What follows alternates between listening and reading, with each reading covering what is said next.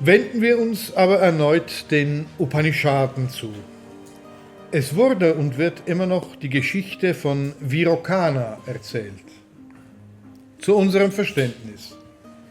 Virokana ist eine wichtige Figur in der hinduistischen Mythologie.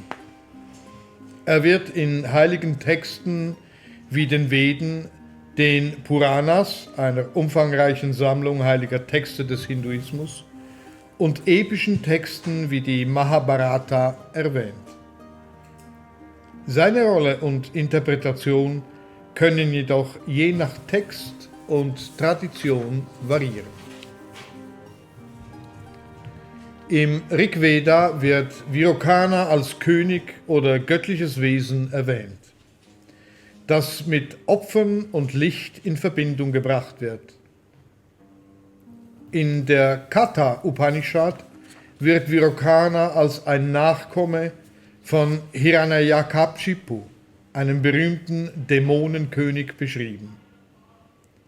Im Mahabharata wird Virokana als einer der Anführer der Dämonen oder Asuras erwähnt, der mit den Göttern oder Deva in Konflikt gerät. In einigen Traditionen wird Virokana mit dem Konzept der Weisheit oder des materiellen Wissens in Verbindung gebracht, das im Gegensatz zur spirituellen oder göttlichen Weisheit steht, die von anderen Gottheiten dargestellt wird. Seine Geschichte wird oft verwendet, um den Gegensatz zwischen dem Streben nach materieller Macht und dem Streben nach spiritueller Erleuchtung zu veranschaulichen. Im Allgemeinen ist Virokana eine komplexe Figur, die innerhalb des hinduistischen Mythos auf verschiedene Weise interpretiert werden kann. Seine Geschichte bietet Stoff zum Nachdenken über Themen wie Wissen, Weisheit, Macht und dem Konflikt zwischen Gut und Böse. Der Gott Prajapati, also dem Schöpfer der Lebewesen und Götter, erteilte Virokana das Privileg, 32 Jahre lang sein Schüler sein zu dürfen. Als Kernaussage entnahm der Schüler der Ansicht des himmlischen Lehrers, dass das Selbst des Menschen frei sei von allem Bösen, von Alter, Trauer, Hunger und Durst, wenn er nach dem Wirklichen strebt. Bei dieser Wissensvermittlung dürfte möglicherweise ein Übertragungsfehler passiert sein.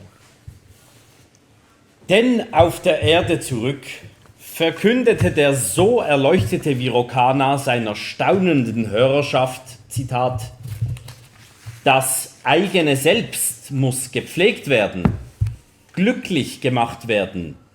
So erlangt der Mensch beide Welten. Zitat Ende. Nur dürfte nicht allen Zuhörern klar gewesen sein, was damit gemeint war. Waren da Götter und Mitmenschen von einer Pflege ausgeschlossen? Und was war das Wirkliche? Nur der Mensch selbst? Sowohl die Upanishaden als auch profanere schriftliche Dokumente zeigen deutlich, dass in der damaligen Zeit neben den Brahmanen als Vertreter des Hinduismus auch ganz andere Denker ihre Stimme erhoben. Jene, welche die Priester verachteten oder alle Götter als Hirngespinst abtaten. Mit einem Wort Agnostiker, Atheisten und Nihilisten reinsten Wassers.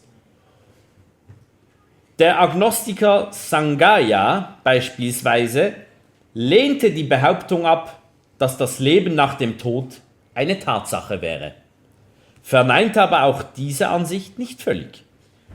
Puruna Kashyapa akzeptierte keine sittlichen Unterschiede und vertrat die Meinung, Zitat, die Seele sei ein duldender Sklave des Zufalls.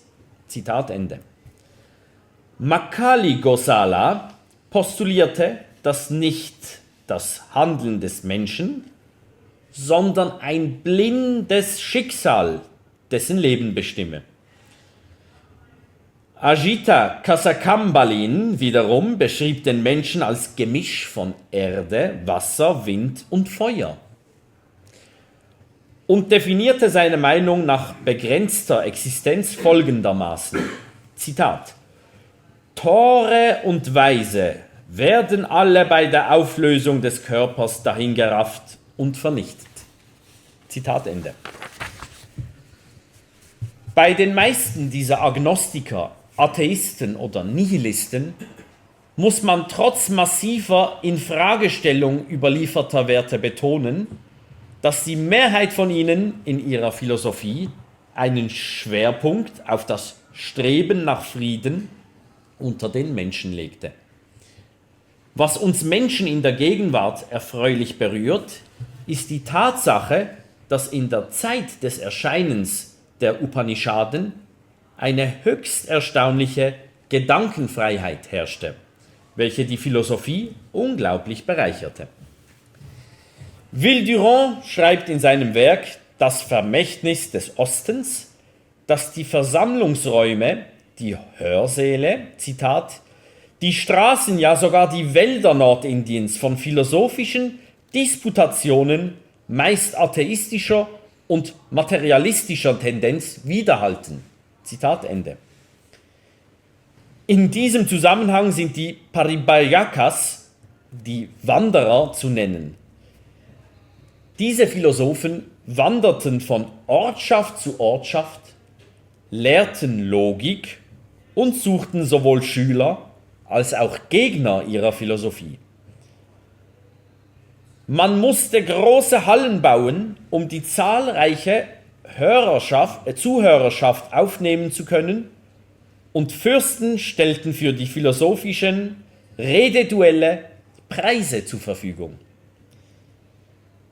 Die Quellen über diese Querdenker fließen spärlich, aber ein Name hat die Jahrhunderte überdauert, wenngleich seine nihilistischen Sutras außer einem Gedicht verschollen sind. Sein Name ist Brahaspati oder auch Charvaka genannt. Dieser Philosoph setzte mit seinen Aphorismen eine Lehre des Materialismus in Gang, die nach Meinung einiger Gelehrten dem Zeitalter der Veden und Upanishaden ein Ende setzte. Die nachfolgende Auswahl von Lehrsätzen und ihren materialistischen Anhängern, Charvakas genannt, sind insofern von Bedeutung, da sie sehr wahrscheinlich auch zur Bildung einer atheistischen Weltreligion führten, nämlich zum Buddhismus.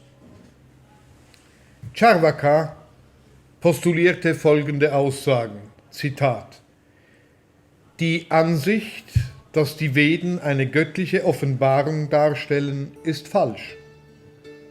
Es gibt weder einen Gott noch mehrere Götter, Zitat Ende.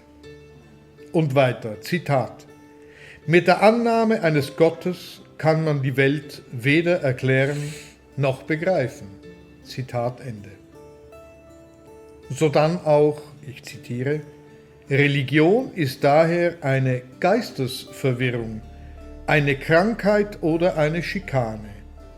Sie erscheint aber den Menschen als unabdingbar, weil bei einem Wegfall der Religion sonst ein Gefühl des Mangels und der Leere entstehen würde. Zitat Ende. Des Weiteren sagte er, ich zitiere, es gibt keine Unsterblichkeit und keine Wiedergeburt. Zitat Ende.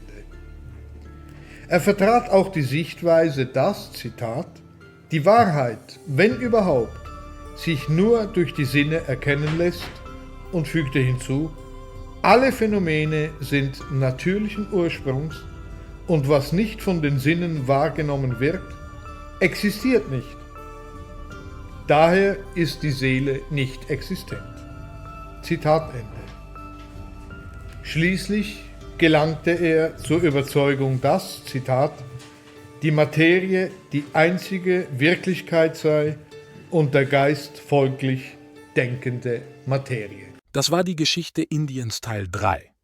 Präsentiert von der Bar Rouge und der Akademie der Vernunft. Bis zum nächsten Mal auf diesem Kanal.